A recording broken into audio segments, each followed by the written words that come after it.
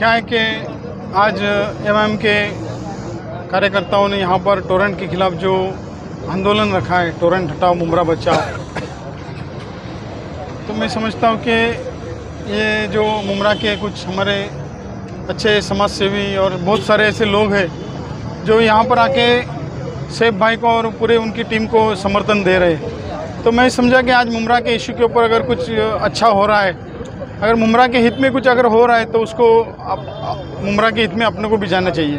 तो उनके साथ में मैं जुड़ा था और उनको मेरा समर्थन दिया हूँ और मैं मेरे पूरे हमारे जो लोग हैं, हमारा जो वार्ड है, उसकी तरफ से हमने पूरा सैफ भाई को समर्थन दिया। अभी क्या है कि मुमरा में आंदोलन और विरोध करने वाली एक ही पार्टी है, एनसीपी पार्टी। वो आंदोलन और विरोध करने वाली पार्टी नहीं, वो स्टंटबाजी करने वाली पार्टी।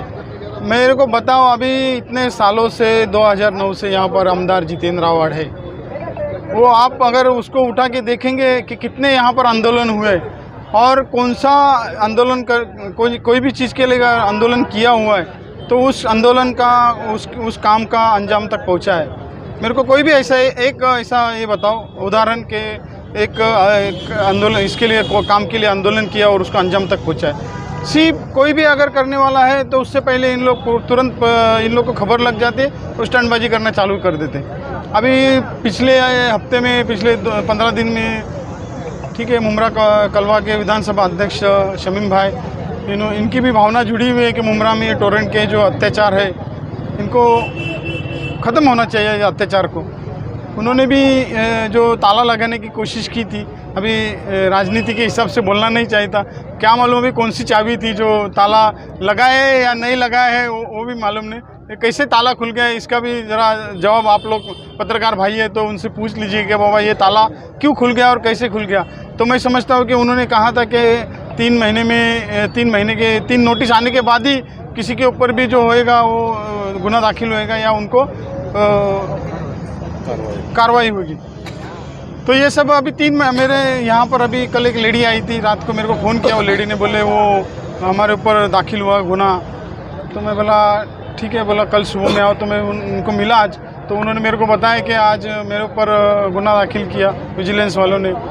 तो मैं बोला कितना नोटिस आया, तो बोले एक ही पहला आया था, उसके बाद में नोटिस नहीं आया। तो शमीम भाई से ये कहना है कि उनको जाके फिर से एक बार उनको बोलो कि ये जो जबान देते हैं उस जबान जैसा यहाँ का आमदार जबान का धनी नहीं है, वैसा ही टोरेंट भी जबान के धनी नहीं है।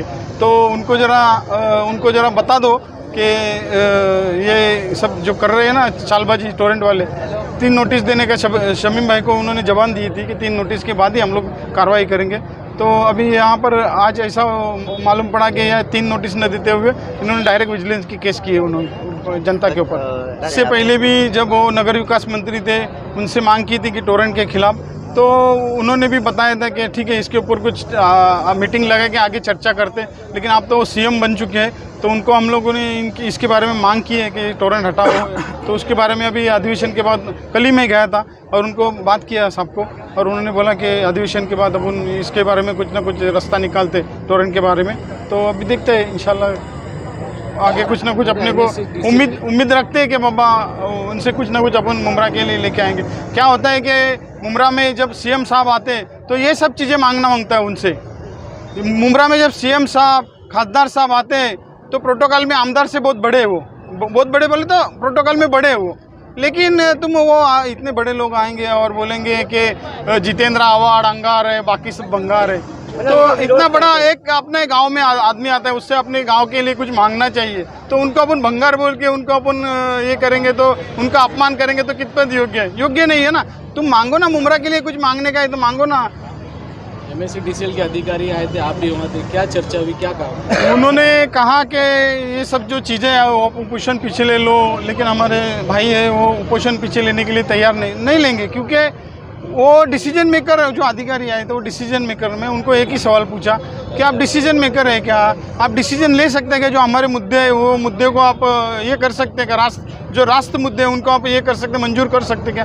तो उन्होंने कहा कि ये तो नहीं कर सकते। फिर आप आए क्यों? आप जब कोई डिसीजन नहीं ले सकते तो आप मत आओ।